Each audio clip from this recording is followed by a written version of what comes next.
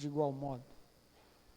Nossa leitura hoje encontra-se em primeiro livro dos Reis, capítulo 17, versículo 1 ao versículo de número 7. Primeiro livro dos Reis. Obrigado, meu irmão. Capítulo 17, versículo 1 ao versículo de número 7. Profeta Elias, em um tempo de restauração em Israel.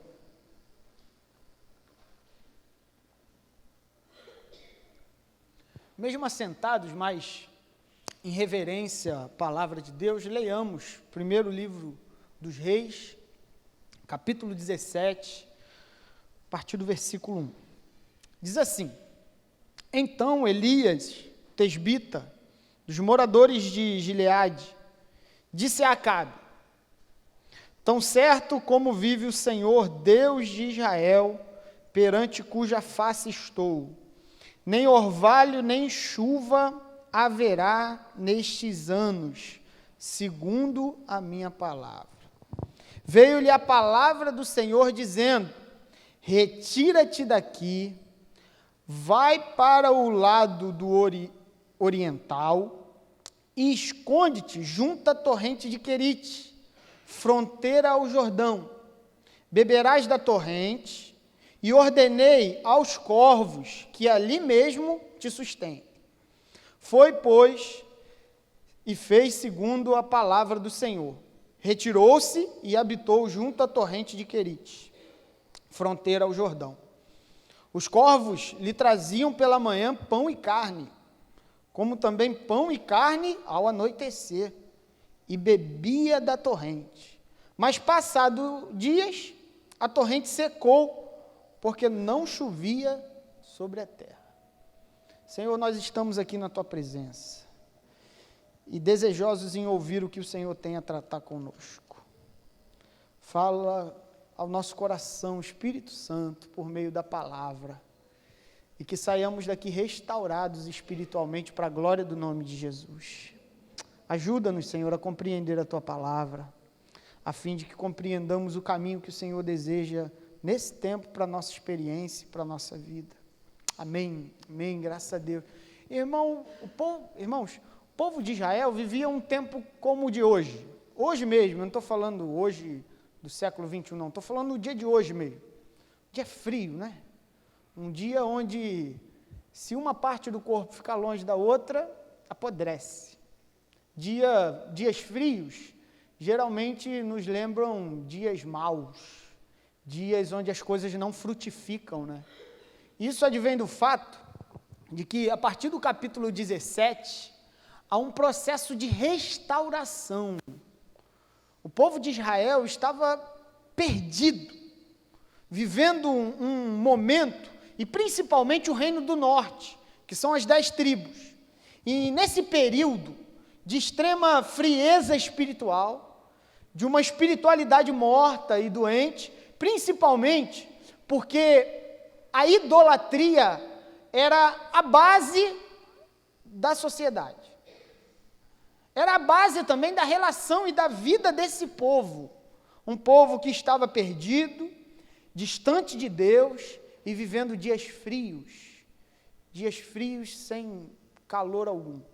Dias de morte e distante de um tempo agradável de fervor espiritual. Dias onde o que mais prevalece é a dor, como dias como o nosso, né? Aquelas dores que nós temos, elas aparecem no frio. O frio apareceu, as dores aparecem. Então, dentro desse contexto espiritual que Israel estava vivendo, Elias é esse referencial de gente que confia em Deus e que precisa aprender a viver nos últimos dias. Os últimos dias, segundo Jesus, seriam dias difíceis, dias onde o sol se converteria em trevas, onde o caos seria parte integrante da vida. A vida que deveria ser boa passa a ser pior, e cada vez piora, porque agora, os últimos dias, a partir da descida do Espírito Santo em Atos capítulo 2, ao invés de gerar salvação, e gera salvação para os salvos, gera também um tempo de consumação de todas as coisas. O povo estava perdido, como nos nossos dias, onde a certeza da ausência de Deus governa a maior parte dos corações. A mentalidade da ausência de Deus na vida governa a maior parte dos corações. E não só isso. Elias nos ensina o que nós precisamos valorizar em um mundo onde a sociedade está totalmente enlouquecida. Estamos vivendo dias onde, se a idolatria é marca do nosso tempo, a consequência da idolatria é a destruição. E por isso, o que colhemos é mal. O que vivemos nos dias atuais é mal, porque nós não estamos tendo uma boa relação com Deus. E todas as vezes que nos perdemos nesta relação saudável com Deus que deveríamos ter, todas as vezes que deuses começam a tomar conta do nosso coração e passamos a perder um referencial de relação saudável com Deus, a consequência disso é destruição, a consequência disso é morte, a consequência disso é o olhar, é a cegueira espiritual. Todas as vezes que a nossa relação com Deus é quebrada, colhemos consequências sérias, mesmo estando na casa do Pai, mesmo cultuando, estando ainda cego, impossibilitado de enxergar o meu problema. Esse povo era assim. A partir do capítulo 12, esse povo, de primeiro livro dos reis, esse povo estava exatamente, depois da divisão, exatamente nesse ponto de cegueira espiritual. Ponto de incapacidade de enxergar o que era bom para si. Gente incapaz de ver o que é bom e fazer opção por aquilo que é mal. É como se uma criança, ou melhor, é como se um adulto pegasse um copo de veneno e tomasse esse copo de veneno achando que era um copo de leite. E pensando que tudo estava bem, tudo está indo muito bem. E ainda corajosos em dizerem, graças a Deus por isso. Mas tudo estava indo de mal a pior, por isso Deus levanta um homem para denunciar, não só com as suas palavras, mas um homem também para denunciar com a sua forma de viver. Elias é um exemplo de homens e mulheres de Deus que precisam se levantar nesse tempo e viver a caminhada de relacionamento com Deus. Porque em tempos de uma vida espiritual apática e doente, nós somos convidados a entrar em um processo de restauração da vida.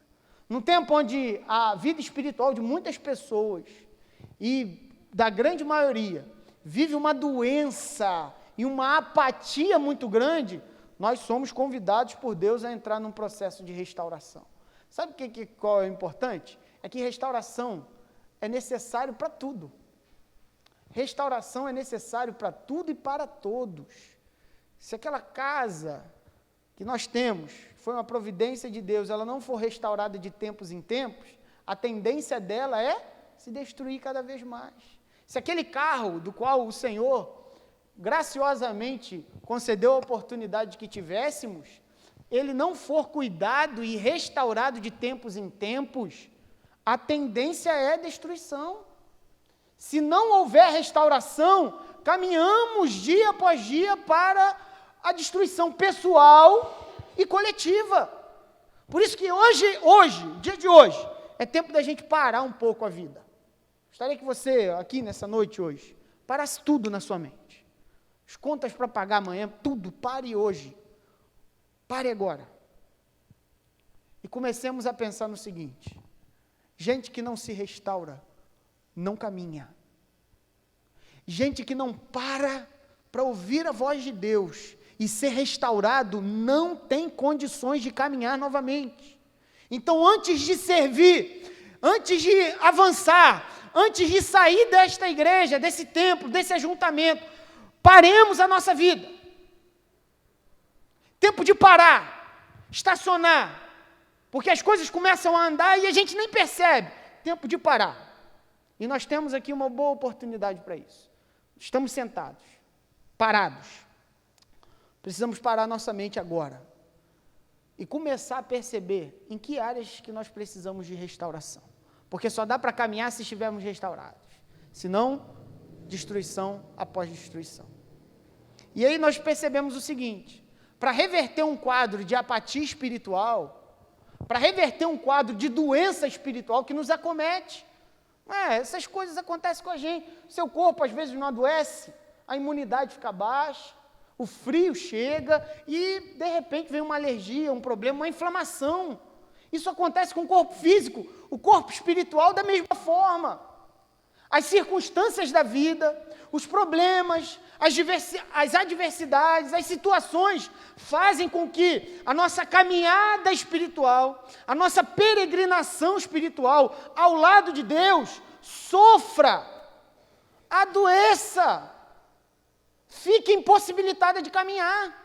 E aí, para uma situação de adoecimento, para uma situação de morte, o profeta Elias começa um processo de restauração. Capítulo 7 em diante, nós estaremos falando em todos esses meses de julho sobre isso, sobre restauração. Como estabelecer um processo de restauração na minha vida. E principalmente na minha caminhada com Deus. E para restaurar um povo que estava totalmente perdido, desiludido, primeira realidade que Elias denuncia com a sua vida e com seu discurso. A primeira área que ele propõe para que o povo pudesse olhar para ele e ver a necessidade dessa restauração. A primeira área é o relacionamento com Deus. Você pode acompanhar comigo no capítulo 1, no verso de número 1, ainda no capítulo 17, primeiro livro dos Reis.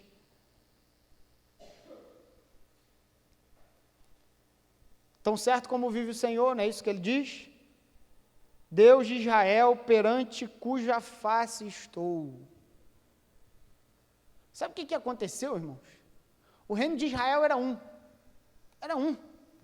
Davi, Esaú, Davi, Salomão. Depois de Salomão, veio o filho dele, chamado Roboão. Aí o Roboão escuta conselho de gente nova, e não por ser nova, mas por ser incapaz de visualizar o problema e as consequências dessa situação. E os anciãos da comunidade dizem assim, o povo chega diante de Roboão e diz, seu pai trouxe muitos males para a gente, esforço, trabalho, pesado, lá no capítulo 12 os irmãos podem ver isso, muito trabalho, muito peso. E aí Roboão pergunta aos anciãos, o que devo fazer? Aí os anciãos dizem, alivia o povo, alivia-os. E aí ele não fica muito satisfeito, né, com aquela sugestão, ele vai para outra pessoa, vai para os seus amigos. E chegando lá, o que eles dizem? Carga maior sobre eles. E ele fica com o conselho dos mais novos. Carga maior sobre o povo se rebela, constitui Jeroboão como rei. Só para a gente ver que conselho mau, irmão, destrói até um povo. E aí ele pega esse conselho, pratica, o povo se divide. Primeira coisa que Jeroboão faz com as 10 tribos, estabelece um culto, estabelece uma prática de adoração, estabeleceu Baal, Deus da fertilidade. Acabe, sem dúvida nenhuma, meu irmão, é um dos piores reis de Israel. Um dos piores reis de Israel. Estabelece o culto a Baal. Posteriormente, antes dele, melhor dizendo, Jeroboão cria 2 bezerros que o povo deveria adorar. Então estava tudo destruído, irmão. Tudo perdido. Um povo que se chamava pelo nome de Deus em processo de destruição, porque se desviou, porque se afastou do princípio de um relacionamento saudável. Acabe, sem dúvida, não é só esse homem que dá vazão a tudo que estava acontecendo anteriormente. Acabe também é esse homem que faz com que algumas coisas tornem-se muito pior. Fazem com que essa doença espiritual torne-se algo muito pior, porque ele estabelece Jezabel como sua esposa. E não só como sua esposa, agora Jezabel dá ordens para que coisas sejam feitas. Destruição atrás de destruição. Um tempo onde Deus era um adereço do carro, né? ele estava no cordão, ele estava na placa, ele estava em todos os lugares, menos no coração dessas pessoas. Deus estava nas conversas do botequim, Deus estava nas conversas de morte, e quando tudo dava errado, e alguém sofria a dor e era prejudicado, ainda tinham a coragem de levantar a voz e dizer, graças a Deus por isso. Um tempo onde Deus passa a ser um adereço. E se você notar comigo, irmão, sabe quando que começa a nossa destruição? Sabe onde que inicia uma destruição de uma sociedade, de um país, e da minha e da sua caminhada? Ela inicia-se quando nós rompemos um relacionamento com Deus. Por isso que surge esse Elias. Surge Elias para dizer exatamente isso. Quando retiramos o Senhor soberano do centro da nossa vida e colocamos as demais coisas como centro, e esse Deus para sustentar essas demais coisas, a consequência disso é destruição. A consequência disso é não termos limites, capacidade de parar, porque tiramos aquele que deve governar o centro da nossa vida e fazemos das demais coisas o nosso Deus, de modo que esse Deus, agora, nós oramos a Ele, buscamos a Ele, simplesmente para que Ele sustente as demais coisas. Isso é uma quebra, porque tiramos aquele que era o princípio e o fim de todas as coisas. A base, o que sustenta o universo, nós fazemos ele, não do nosso Deus, mas de um adereço, de alguém que está ali só para me ajudar a ter um emprego melhor, a ter uma vida melhor. Mas o que me importa mesmo é o meu emprego, é a minha vida, são os meus bens. De modo que eu busco a Deus pedindo, Senhor, dai-me bens, Senhor, dai-me isso, dai-me aquilo. E para entrar nesse processo de restauração, algumas coisas precisam acontecer. E eu tenho certeza que Jesus deseja restaurar a nossa vida aqui nessa noite, irmãos. Tem coisas espirituais que precisam ser tratadas aqui dentro do meu e do seu coração. Trazer novamente uma nova dimensão para a nossa igreja e para a nossa família. Sabe aquela experiência da manifestação da glória de Deus no nosso meio, lá na sua casa? Esse é o desejo de Deus para a sua caminhada novamente, meu irmão. Sabe aqueles dias em que as coisas aconteciam, que o seu relacionamento com Deus, o meu relacionamento com Deus acontecia sem impedimento, que coisa boa, frutificando, a vida dando seu fruto. Sabe aqueles dias de glória que a gente olha para o passado e diz assim, como era bom aquele tempo. Mas de repente essas coisas, Deus começa a sair do centro da nossa vida, outras coisas começam a entrar e a gente começa a se perder. E aí surge o profeta, para dizer, antes da manifestação da glória, é necessário que os caminhos sejam aplanados. Antes do Rei dos Reis entrar aí no meu e no seu coração e estabelecer o trono, é necessário que o caminho seja endireitado. É necessário que coisas sejam consertadas, prioridades sejam revistas, para que Deus entre novamente e reine. É necessário que sujeiras sejam colocadas para fora. É necessário que sentimentos ruins sejam tratados. É necessário que os demônios que nós colocamos para dentro sejam expulsos em nome de Jesus. Porque as coisas estão acumuladas. Nos perdemos dele. As coisas precisam dessa restauração. Por isso que Elias surge do nada para dizer, eu estou numa geração totalmente perdida, numa geração distante de Deus, mas eu estou na face dele. E a ideia de face é a ideia de intimidade. É a ideia de gente que olha e conheço, sei quem é. Quando você olha a fisionomia de alguém, você diz, eu acho que eu conheço aquele alguém.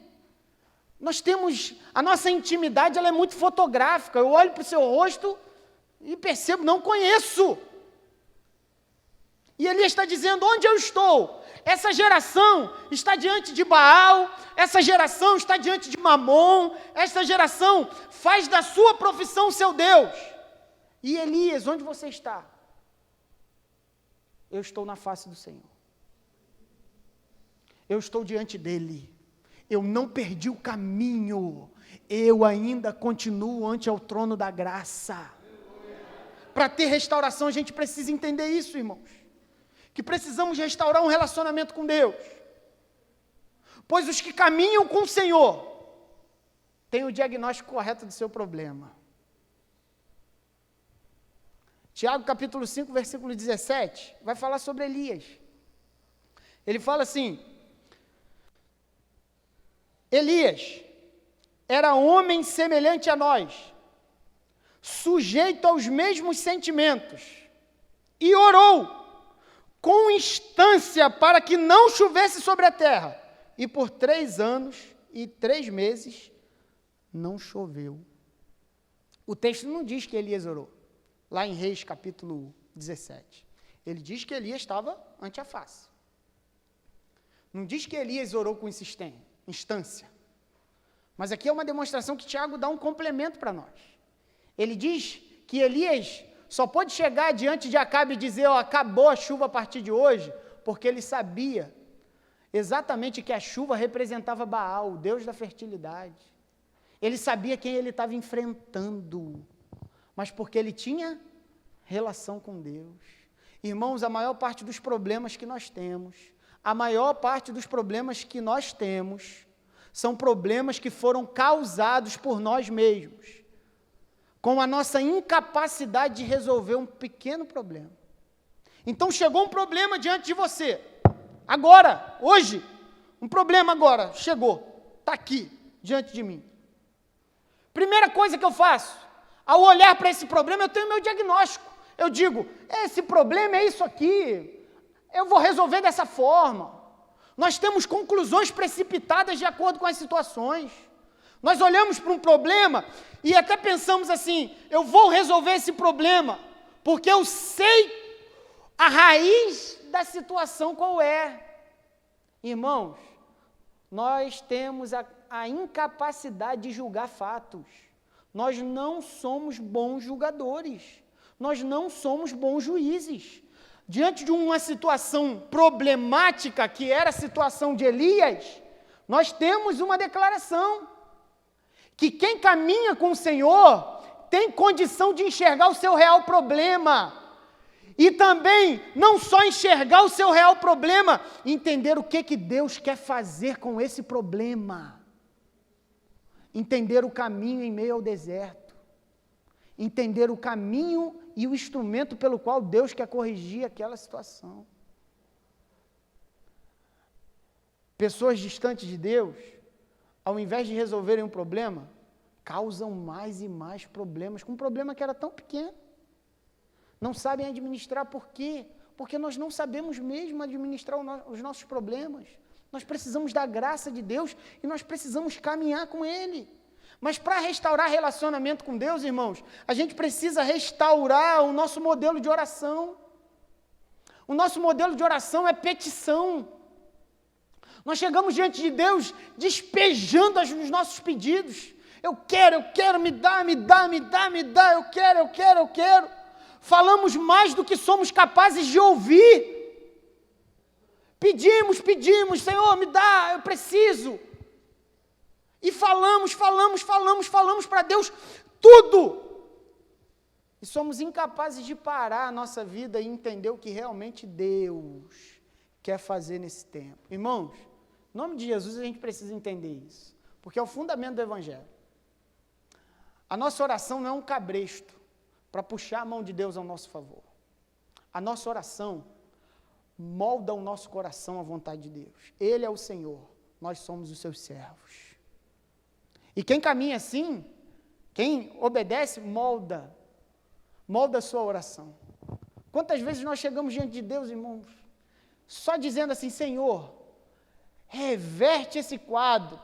E depois de dizer, reverte esse quadro, nós começamos a dizer para Deus como que nós queremos que o quadro seja revertido. Senhor, então coloca uma pessoa no caminho dele, fecha essa parede aqui, fecha aquela, e aí depois que o Senhor fechar tudo isso, abre aquela ali e tal, aí Deus está assim, é lindo isso. Esse plano seu é fantástico, e a gente confia no nosso plano, né? Porque colocaram na nossa mente que Deus precisa saber os detalhes, né? Deus precisa saber os detalhes. E aí a gente começa, Deus, faz assim, assim, igual uma criança. Deus está dizendo, pede isso mesmo que eu não vou fazer nada disso. Vou fazer o que eu quero. E bendito seja Ele por isso. Porque a maior parte dos nossos planos dão errado. E são uma frustração para a gente, meu irmão. Trazem só destruição. Então, antes de restaurar um relacionamento, a gente precisa restaurar também o nosso modelo de oração, a nossa forma de orar. Meu irmão, sabe o que é orar? É realmente falar.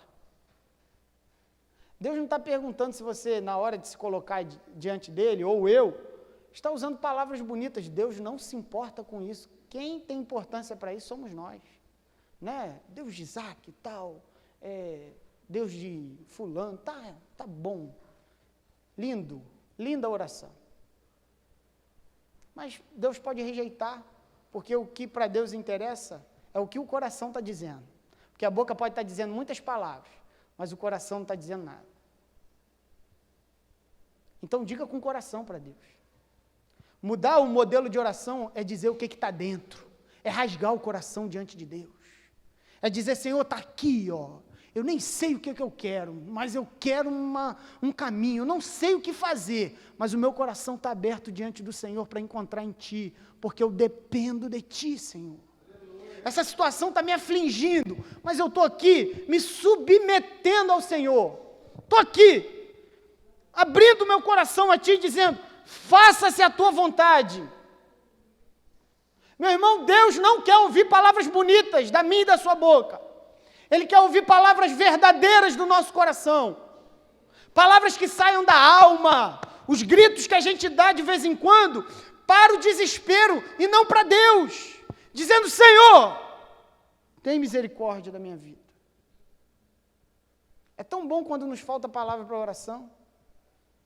Porque quando nos falta palavra, nós confiamos mais na intercessão do Espírito Santo do que nas nossas palavras. Irmãos, não temos uma relação com Deus porque simplesmente sabemos orar. E bendito seja o nome de Jesus por isso. Temos uma relação com Deus porque Ele morreu, ressuscitou, está vivo, intercede por nós. E sobre nós está o Espírito Santo, aquele que intercede por nós. Portanto, é só abrir o coração. Porque quem caminha com Deus, e a minha caminhada com Deus, me fará enxergar a destruição que eu estou enfrentando. Mesmo quando todos ao meu redor dizem que está tudo bem. Me fará enxergar isso. Me fará entender também que Deus me concederá o que eu preciso e não o que eu quero. O que eu preciso nesse tempo, às vezes a gente nem sabe, irmãos. O que nós precisamos? Nem isso a gente sabe, irmãos. Porque nós achamos que precisamos de tantas coisas que, na verdade, não precisamos. E gente que caminha com Deus em oração também vai começar a enxergar quais são as verdadeiras prioridades para o tempo da escassez. Gente que caminha com Deus na oração, que faz do Senhor o seu amigo e caminha com Ele, vai entender quais são as prioridades para o tempo onde o mundo ao nosso redor não chove, não produz fruto, morte cercando todo mundo, dor e engano para tudo que é lado. Como que nós vivemos nesse tempo?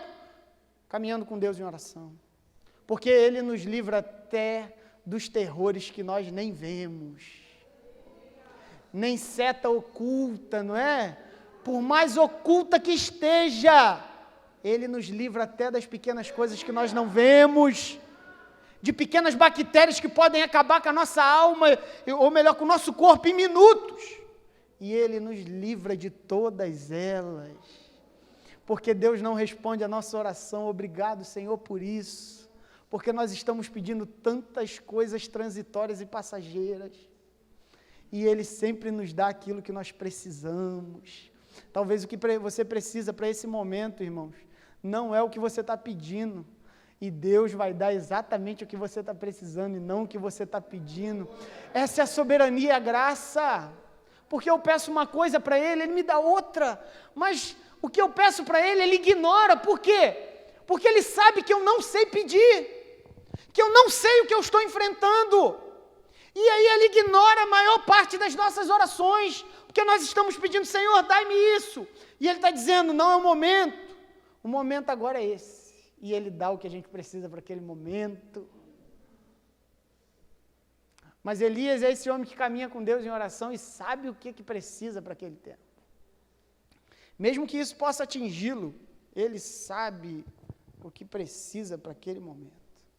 Elias, quando se coloca diante de Deus, ele não é só uma demonstração de que o povo deveria restaurar o relacionamento, ele também é um instrumento de Deus para que outros possam restaurar o relacionamento com Deus. Mostrando que os que vivem uma relação com Deus sempre serão bênção para os próximos. Quem caminha com Deus em oração, irmão, sempre tem palavra de vida eterna para alcançar o irmão. Quem caminha com Deus em oração tem rios que fluem de dentro e que começam a alcançar os que estão mais próximos. Palavras de encorajamento, de amor, de graça, de fortaleza.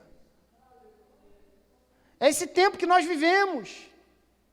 Quem caminha com Deus tem palavra de graça para mudar. Se um homem foi capaz de promover restauração, aí a pergunta que eu sempre faço, né? Por que 42,2 milhões de cristãos no nosso país, segundo o censo de IBGE, não conseguem nem mudar a corrupção de um país? É o povo que louva ao Senhor com os lábios, mas o seu coração está distante dele. Restauremos a nossa relação com Ele, irmãos. Sabe por que eu faço uma pergunta a você aqui nessa noite? Quem era Elias? Não era da ordem sacerdotal. Elias não morava no templo, ele era um tesbita, um dos moradores de Gileade. Ele não era da escola de profetas. Ele surge do nada. Ele simplesmente aparece. É esse homem que não precisa de muitas coisas para ser um instrumento de Deus, mas tem um coração em Deus. É uma demonstração clara de que Deus não precisa de figurões. Deus não precisa de gente que abre a boca e sabe falar o alfabeto completo. Deus não precisa falar de gente que tem uma oratória muito boa. Deus precisa de pessoas que saibam dizer: o Deus cuja face estou. E isto sim faz diferença para a vida. Ter a certeza de que estou diante da face do Senhor. Isso muda a forma de viver e a estratégia de pensar. Esse é o nosso princípio, que deve reger toda a nossa vida. De que agora, em Hebreus capítulo 10, 19 ao 22, diz exatamente assim. Eu gostaria de chamar os irmãos para essa realidade. Jesus morreu, ressuscitou, está vivo. Nos deu o Espírito Santo. Então, a partir de hoje, e a partir disso, tendo, pois, irmãos, intrepidez para entrar no Santo dos Santos, pelo sangue de Jesus, pelo novo e vivo caminho que Ele nos consagrou pelo véu, isto é, pela sua carne, e tendo grande sacerdote sobre a casa de Deus, aproximemo-nos com sincero coração e plena certeza de fé, tendo o coração purificado de má consciência e lavado o corpo com água pura. Se achegue ao trono da graça. O caminho está aberto. O novo e vivo caminho está sobre a minha vida, está sobre a sua vida. Entre. Em que lugar? No quarto, na sala, no ônibus, seja em qualquer lugar, porque agora eu não vou para o vivo caminho, o novo e vivo caminho, eu não vou para lá, eu estou nele, e ele está em mim.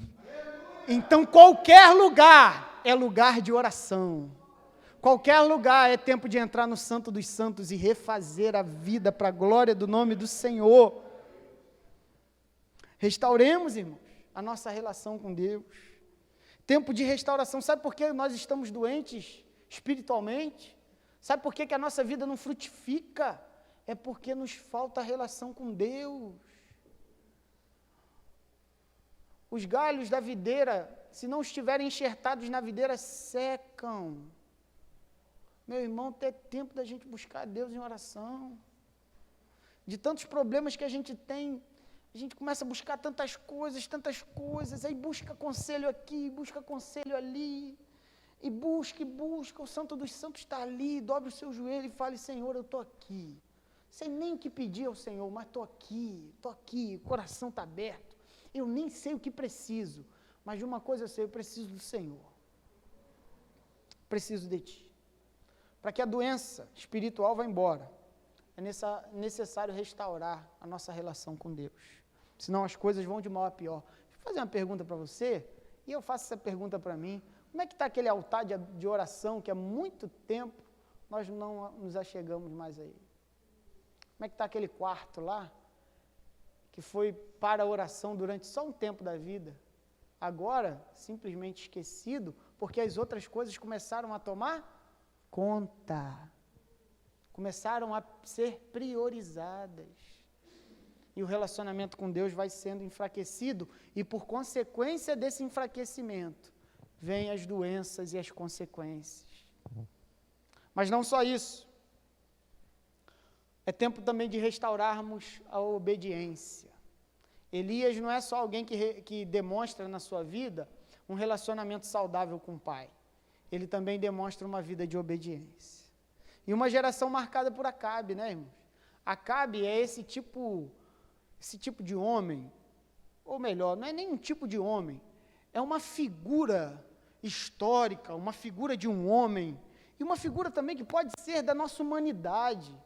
Acabe é essa pessoa, e são essas pessoas que não conseguem romper com o pecado dos antepassados. Meu pai foi assim, minha mãe foi assim, eu serei assim. Gabriela, não é? Sempre assim. Eu fui vespa, serei sempre vespa, e darei ferroada. Porque nós somos incapazes de romper com o pecado dos passados, dos antepassados. E longe de pensar em maldição hereditária, essa conversa. O princípio aqui é que existe hereditariedade. A gente aprende a errar, assim como aprende a acertar. E Acabe é esse biotipo de gente, que é incapaz de dizer não, aqui dentro não, em mim não. Gente corajosa, valente, ousado em dizer, foi com ele, não será comigo. E eu estou rompendo a partir de hoje. Gente que é capaz, tem pulso firme. E nesse tempo, essa geração, é a geração da frouxidão. Como em todos os momentos, existe essa geração de Acabe, que não sou eu e não é você, em nome de Jesus. Mas é essa geração de Acabe que não tem verdades do Evangelho guardada no coração, e por isso é levada por qualquer vento de doutrina, que não tem verdades e opiniões formadas do Evangelho com humildade e sinceridade, mas que antes qualquer coisa que aparece se abraça. Uma geração sem valores firmados, tudo é negociado. Esse é o modelo de geração de Acabe, de gente que não tem capacidade e força para romper com os antepassados e não tem capacidade e força de romper com o seu tempo, com o seu momento. São agradáveis, né? Estão dizendo assim, como esse valor aqui diabólico, faça parte desse enredo aqui, incapaz de dizer não vou, não farei, porque em mim habita o Espírito Santo. Gente que lute contra o pecado, lute contra as forças diabólicas, mas tenha um pulso, tenha valentia. e não pelo contrário, o que entra e tá bom. São incapazes essa geração desse modelo de Acabe, são incapazes de controlar o palavreado. Vão controlar tendências, irmãos? Sem condições. Estamos botando tudo para dentro. Pegam um modelo profissional lá fora e dizem assim, ó, você tem que trabalhar até morrer. E o cara fala, é isso mesmo. Vou trabalhar até morrer, para a glória do nome de Jesus. E aí Jesus está dizendo assim, infeliz, trabalha. E depois pede para te dar saúde. Para reverter o quadro. Porque o princípio é simples, e os princípios do Evangelho são imutáveis, está lá. Se Deus trabalhou 6 e descansou 1, o que a gente tem feito com a nossa vida, irmão? E a gente coloca esse princípio para dentro, e vai colocando coisas para dentro. E aí a nossa vida é uma vida marcada por desobediência, e desobediência gera morte, meu irmão.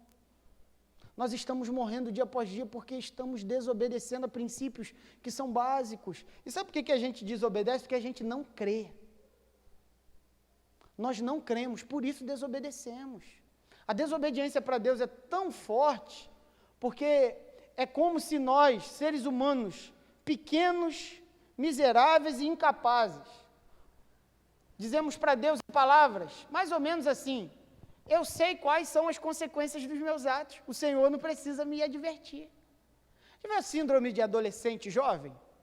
Adolescente, entra para a juventude, aí os pais que já viveram longa jornada de caminhada, chegam para essa criança, esse adolescente, seja quem for, e dizem assim, se você fizer isso, aquilo dali vai acontecer. Aí o que ele faz? Exatamente o que foi falado para não fazer. Sabe por que ele faz isso? Porque ele não crê na autoridade de quem está ali. Ele não acredita que essa pessoa que está dizendo é uma pessoa que tem sabedoria e muito menos sabe as consequências. Seria assim, ó, a senhora sabe o futuro, então? E a mãe fala, eu sei. E mãe sabe, né, irmão? Profeta poderoso. Quando diz que vai chover, leva o casaco, leva o guarda-chuva, porque vai chover. Porque a mentalidade é a seguinte, desobediência é fruto de não crença. Eu desobedeço porque eu não creio. E nós, seres humanos, pobres, todas as vezes que desobedecemos, estamos dizendo para Deus exatamente isso. O Senhor não sabe, nós sabemos. O Senhor, que sabe as consequências de todas as decisões, não sabe. Eu que estou aqui, finito, limitado e pequeno, sei o que pode me acontecer e por isso decido desobedecer. Desobediência, meu irmão, nasce da incapacidade de crer que Ele é soberano e que todas as coisas estão ao seu alcance e nada foge da sua capacidade. O Deus a quem perscruta todas as coisas, conhece todos os corações, conhece todas as possíveis decisões que podemos tomar e suas consequências. Ele nos adverte, faça isso. É o Deus que diz, 6 dias, um descanso. 6 dias, um descanso. É o mesmo Deus que diz assim, olha só, quando você orar para mim, para tirar o estresse que está te pesando, eu vou falar, 6 dias, um descanso.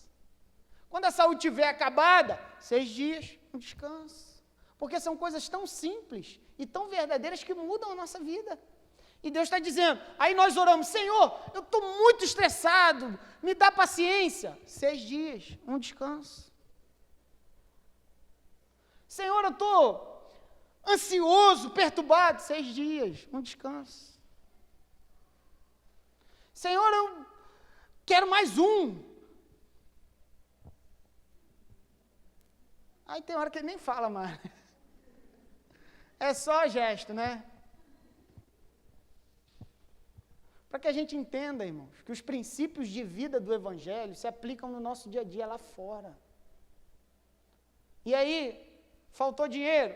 Aí o Senhor está dizendo assim, saiba administrar financeiramente a vida.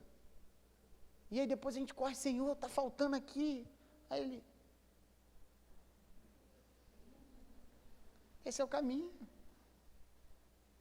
aprender a administrar, a viver, porque essas coisas têm nos feito mal, têm destruído a nossa caminhada. Aí nós nem conseguimos mais orar, irmão. Sabe por quê? Que a preocupação é tanta que sufoca a gente. Sabia que a raiz da palavra ansiedade é enforcamento?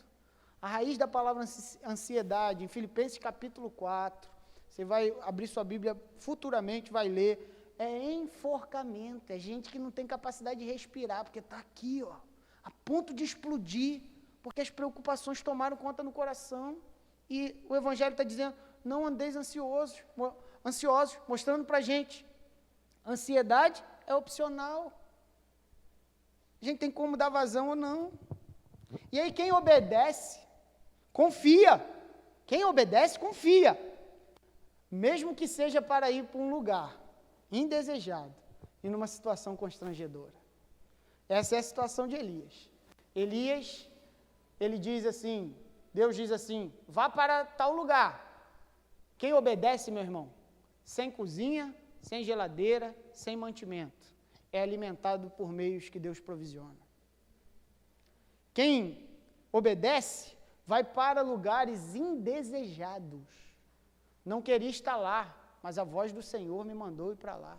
Então, seja onde estiver, no vale ou no monte, no deserto ou no oásis, se a presença do Senhor estiver comigo, Ele fará com que um deserto se torne em oásis. Aleluia! Porque, verdadeiramente, irmãos, os obedientes são garantidos por Deus. Deus garante quem obedece. Deus garante, sabe por quê? Porque talvez essa seja a sua pergunta, porque foi a minha. A minha pergunta diante desse texto, sabe qual foi?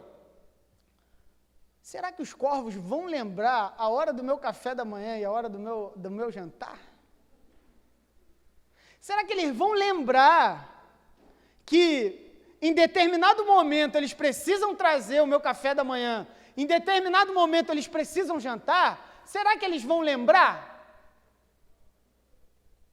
Sabe por que a gente olha a vida por essa perspectiva? Porque nós tendemos a confiar mais nos meios pelos quais Deus dá a provisão do que o Deus da provisão. Nós confiamos mais no corvo e ficamos com medo do corvo não trazer, do que no Deus, se o corvo não trouxer, ele providencia outro meio. Nós confiamos mais na nossa profissão, que nos garante o pão nosso de cada dia, do que o Deus que diz que se você perder, Ele te garante. Nós confiamos sempre mais nos meios, por isso que a gente fica desesperado, irmãos, porque atrasa pagamento, e o prefeito não faz isso, e o governador não faz aquilo, e fica aquele desespero, o Brasil está em crise, vai entrar tudo em crise, problema, e escassez, está acabando, o dinheiro está acabando, e a gente entra em colapso, meu Deus, aviso prévio, um monte de coisa, e a gente está olhando para o meio. A gente está olhando para um meio, e Deus está dizendo mais ou menos isso. Olhe para mim, porque quem olha para mim jamais perde a sua esperança e a sua força. Quem olha para Deus e faz de Deus o seu olhar e a sua confiança jamais perde essa esperança renovadora da graça, meu irmão. Deixemos de olhar para o meio. Quem te sustenta? Meu emprego, não, quem me sustenta é o Senhor. E ainda que tudo isso da vida passe, Ele me sustentará. Porque quem obedece, irmão, tem provisão. Deus garante os obedientes. Porque Ele manda, vai, e nós iremos. Para um lugar que talvez não tenha nem cozinha e fogão, sabendo que Ele mandará a providência para a glória exclusiva do Seu nome.